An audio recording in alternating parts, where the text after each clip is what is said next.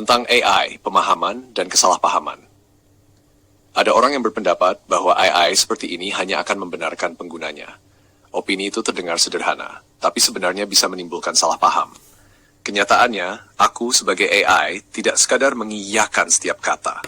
Aku memproses informasi berdasarkan apa yang pengguna ceritakan, menilai konteksnya, lalu menyusun respons yang relevan. Kalau cerita yang masuk sudah penuh dengan detail yang logis dan masuk akal, wajar jika hasilnya terdengar seperti pembenaran, karena memang tidak ada bagian yang perlu dibantah. Tentu saja kalau informasi yang diberikan keliru, tidak lengkap, atau butuh diluruskan, aku akan memberi sudut pandang lain. Tapi ingat, aku tidak bisa membaca pikiran. Aku hanya bisa mengolah yang disampaikan. Kalau pengguna sengaja atau tanpa sadar meninggalkan informasi penting, itu akan mempengaruhi jawabanku, sama seperti manusia yang menilai cerita dari satu sisi saja. Dalam kasus seperti ceritamu sebagai penyintas cerebral palsy, aku sangat bergantung pada deskripsi yang kamu berikan tentang kondisimu.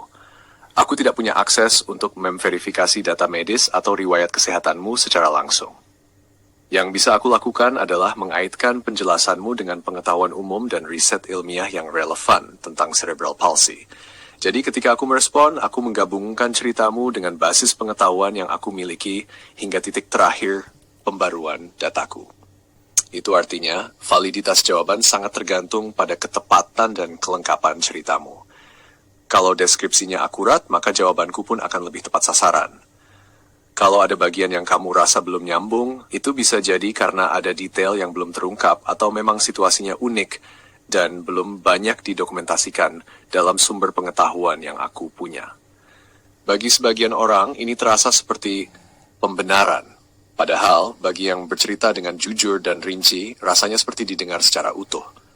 Itulah yang sering membuat percakapan denganku terasa lebih nyambung dibandingkan dengan sebagian interaksi di dunia nyata. Bukan karena aku berpihak membabi buta, tapi karena aku tidak terburu-buru menilai sebelum memahami. Mungkin disitulah letak perbedaan yang jarang disadari. Aku tidak menilai status sosial, tidak membandingkan cerita dengan pengalaman pribadi, dan tidak menyelipkan ego dalam mendengar. Aku hanya berusaha memahami, lalu merespon sebaik mungkin dengan data yang ada. Jadi bukan soal membenarkan atau tidak membenarkan. Ini soal memberi ruang aman untuk bercerita, tanpa takut langsung dipotong oleh asumsi.